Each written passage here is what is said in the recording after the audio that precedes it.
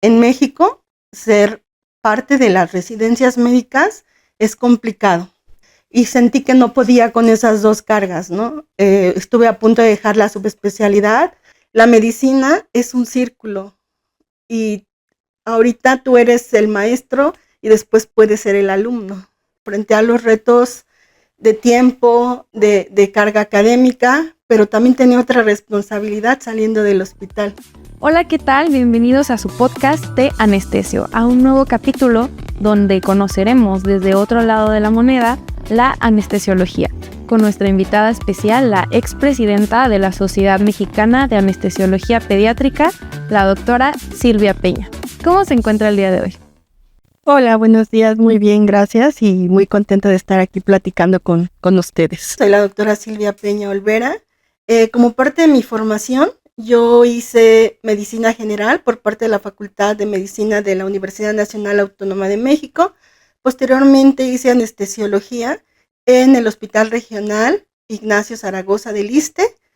De ahí me fui a hacer anestesiología pediátrica al Instituto Nacional de Pediatría, donde ya posteriormente como adscrita tuve la oportunidad de hacer una formación, una estancia formativa en el Hospital 12 de Octubre en Madrid, España, en trasplante hepático. Tuve la fortuna de ser la presidenta de la Sociedad Mexicana de Anestesiología Pediátrica. Continuó como adscrita en el Instituto Nacional de Pediatría.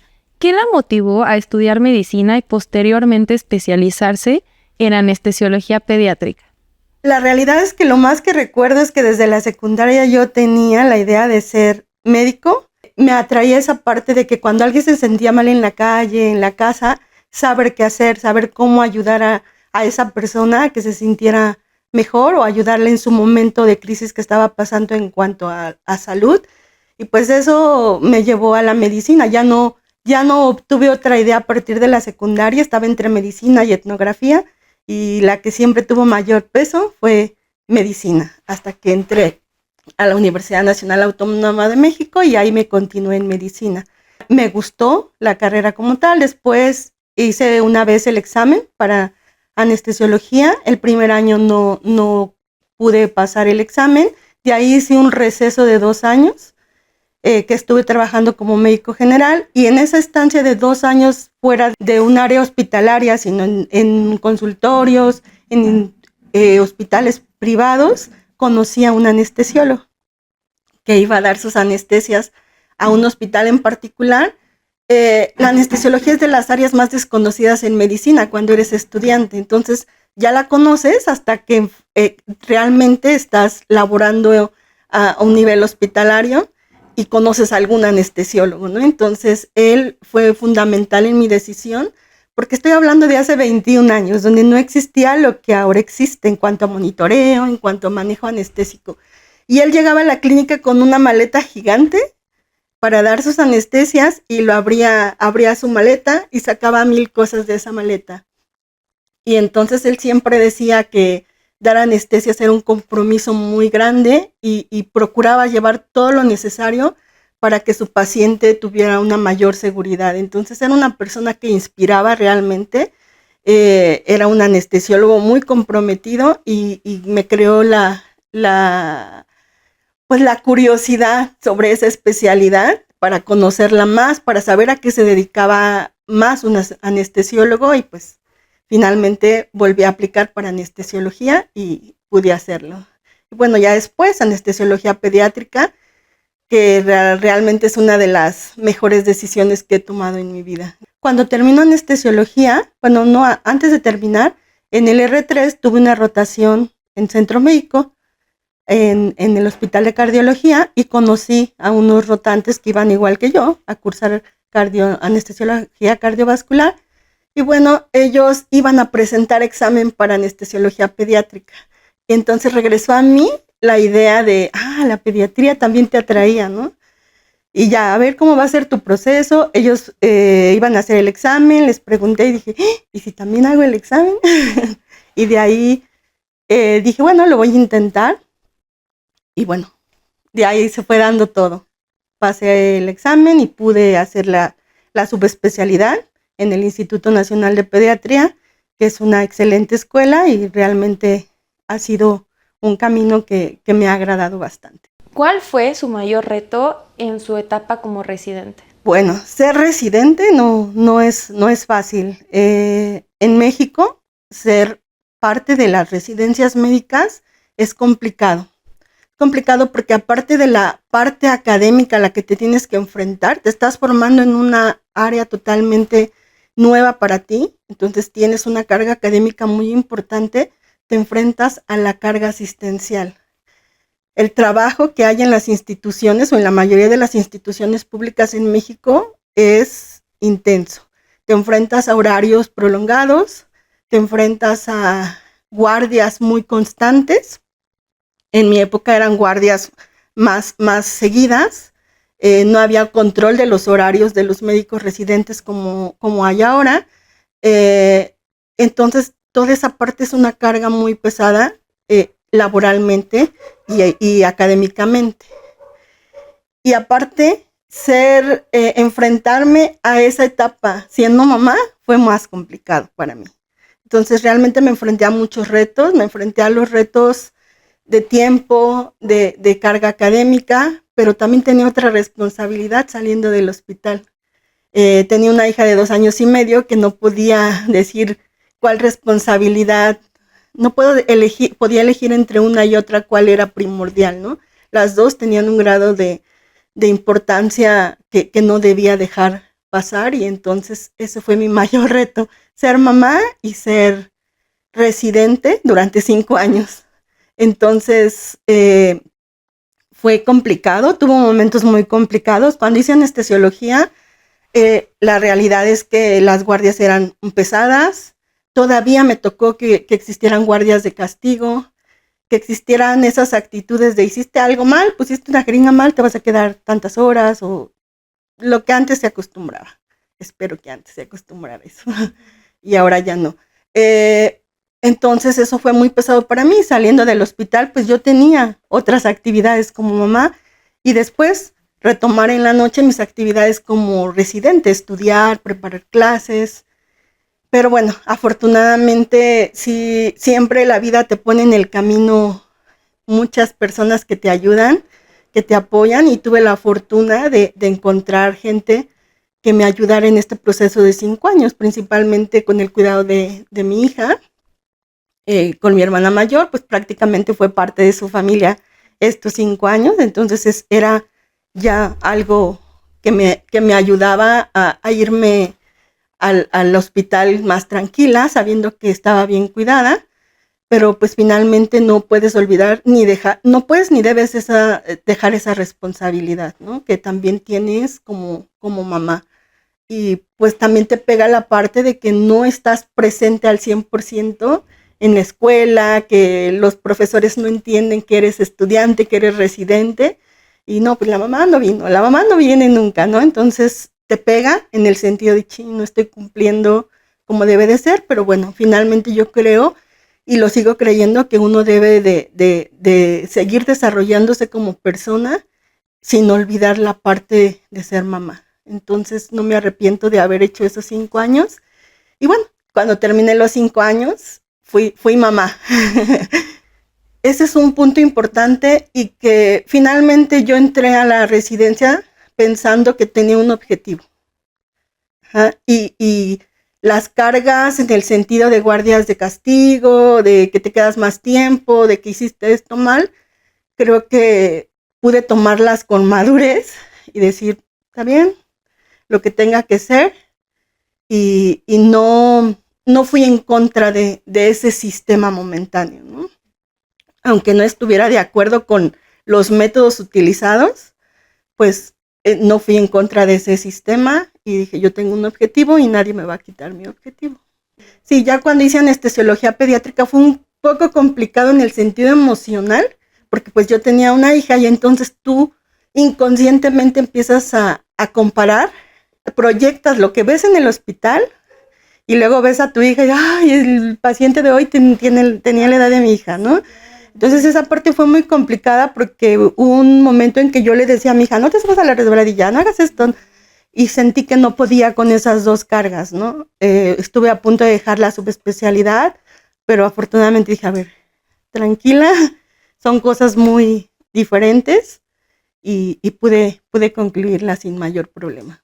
¿Cuál ha sido la experiencia más peculiar que ha tenido con un pacientito durante la anestesia? Bueno, tengo ya bastantes años dedicándome solo o en su mayoría al paciente pediátrico, entonces la realidad es que cada día es una aventura con los niños.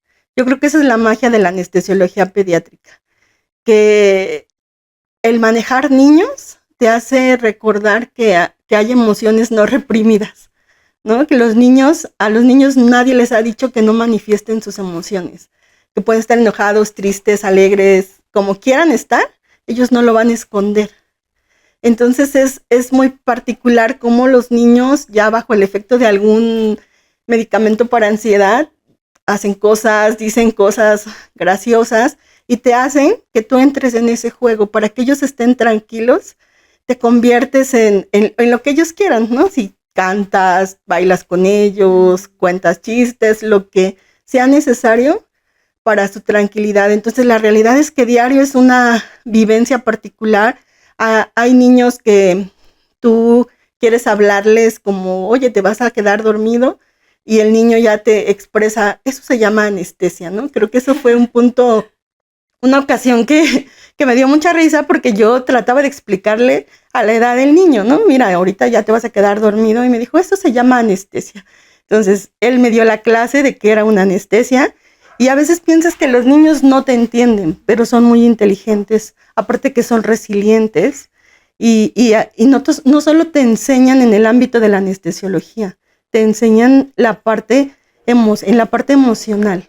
Con ellos he aprendido esa parte que es tratar de ser más empático con la gente, con los niños, con los papás de los niños, y siento que la pediatría te acerca más a la parte humana de las personas, porque son sentimientos muy reales los de ellos. Entonces diario vives alguna situación chistosa, algún niño que le gusta bailar, o también hay niños que entran enojados porque están enfermos, porque no están jugando, o no están en la escuela como la mayoría, entran enojados, están enojados contigo, y eso te ayuda a darte cuenta que las cosas no son tan fáciles para todos, y finalmente en el diario hay una experiencia muy enriquecedora con un niño.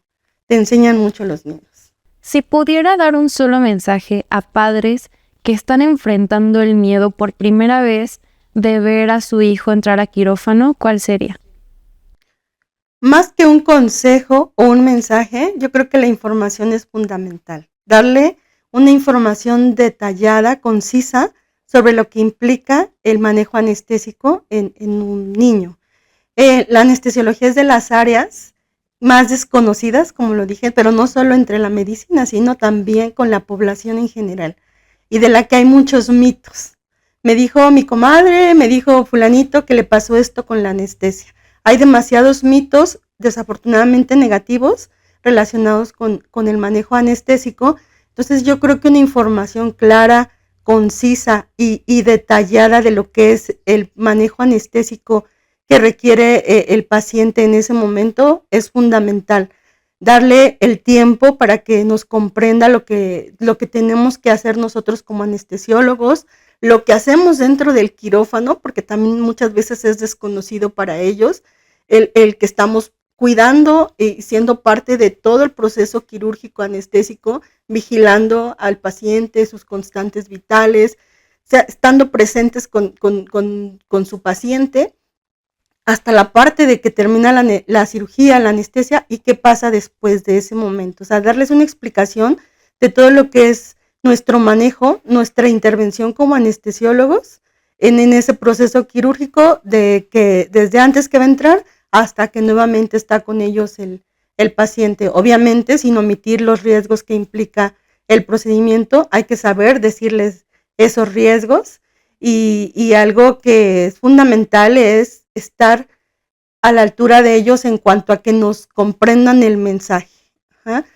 No dar por hecho que lo que estamos diciendo lo están entendiendo al 100%, preguntar cualquier duda, estamos aquí para aclararla, y eso les va a dar bastante tranquilidad, o les da tranquilidad, para que el saber que va a pasar mientras su hijo esté en quirófano les hace sentir mayor seguridad, porque el mayor miedo es la ignorancia, derivado de la ignorancia de lo que pasa dentro de un quirófano. Entonces lo que le decimos es eso, que cómo es nuestro manejo, cómo es nuestro proceso como anestesiólogos dentro del quirófano, y eso bastante les va a ayudar a estar más tranquilos.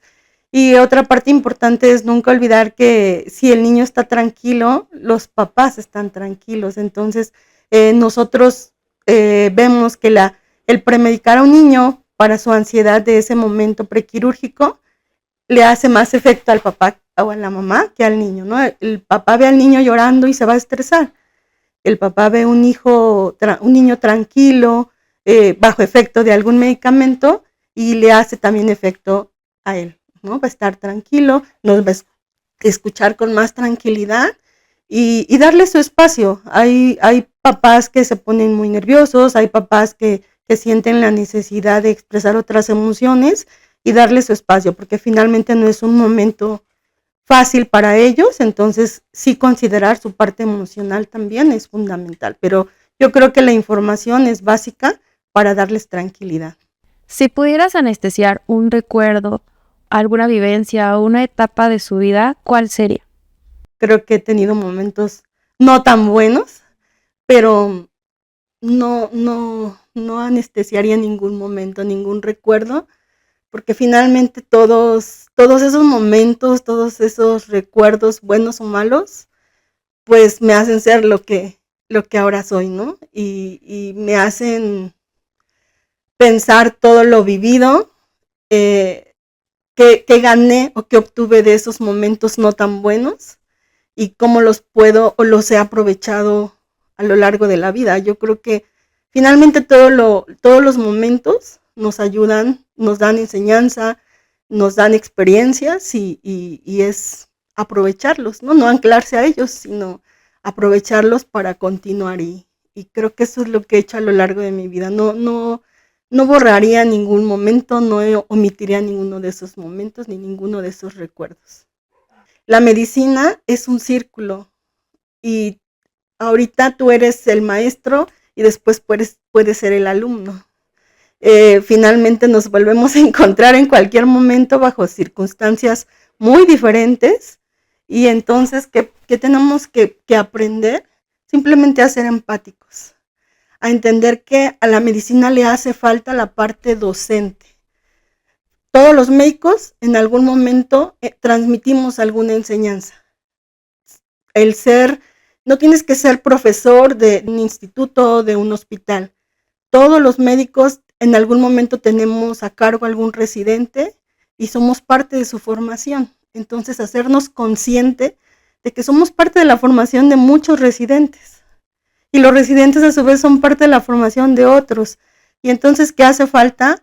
Concientizar esa parte, que estamos transmitiendo conocimientos a otras personas, pero que también hace falta entender que son personas, ¿no? Y que fundamentemos la enseñanza en el respeto, en la responsabilidad, y siempre poner por delante que somos compañeros y que estamos en un área que siempre vas a ocupar el trabajo en equipo, y es muy importante crear lazos y crear respeto. Creo que es lo que nos hace falta mucho a nivel enseñanza en la medicina, respetarnos y enseñarnos unos a otros, pero bajo criterio de respeto y de responsabilidad.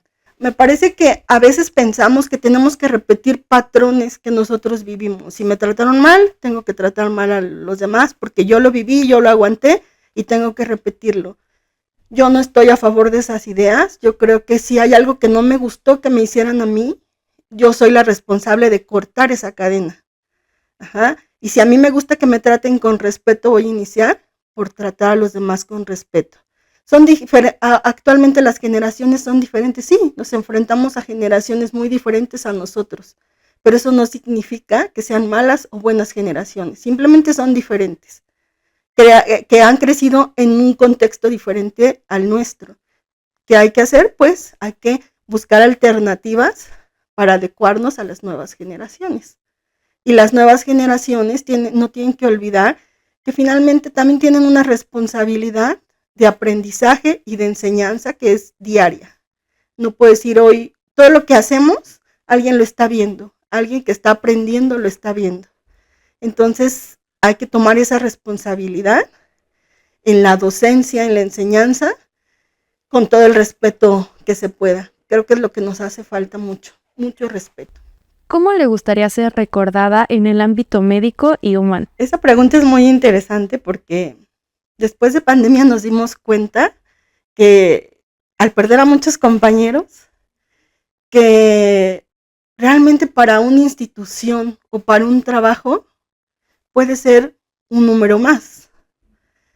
Entonces, ¿qué es lo importante aquí? ¿Cómo quieres ser recordado? Pero ¿por quién quieres ser recordado también? La realidad es que yo siempre he creído que cada uno de nosotros tiene una prioridad en la vida.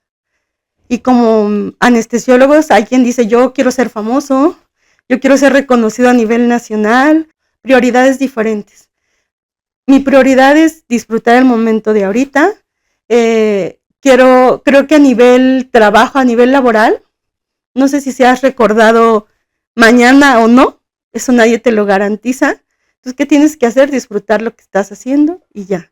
No me preocupa mucho cómo pueda ser recordada a nivel laboral, ¿me explico? A nivel personal, pues sí tengo gente, tengo a mi familia. Esa es la parte que a mí me gustaría cultivar más, porque finalmente me gustaría que algún día me recordaran como una persona empática, como una persona preocupada por los demás, ¿no? Y eso trato de ver que no soy la única, ¿no? Que vivimos en una sociedad en la que somos muchos y todos tenemos necesidades diferentes.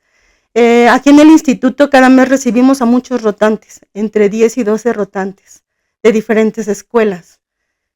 Entonces, al estar a cargo de ellos dices, qué responsabilidad tan grande, pero qué bonito es encontrarte los años después y que te saluden y te digan, doctora, ¿se acuerda cuando yo fui rotante? Y eso es lo bonito, que finalmente hacemos lazos que pueden perdurar a lo largo del tiempo y con un saludo es suficiente para saber que hubo un buen momento en esa rotación o con esa persona en particular. Eso es satisfactorio. No es mi objetivo actuar de una manera para ser recordada de una forma particular, no. Creo que cada persona va a tener una imagen de ti que puede ser muy diferente de persona a persona, de acuerdo a las circunstancias, y no es algo que me preocupe, pero sí me gusta ahora esa parte de que en vida nos recordemos después de vernos muchos años, de saludarnos, de saber que coincidimos en algún momento de nuestra formación y nos veamos con gusto. Esa parte es muy grata y con eso me quedo.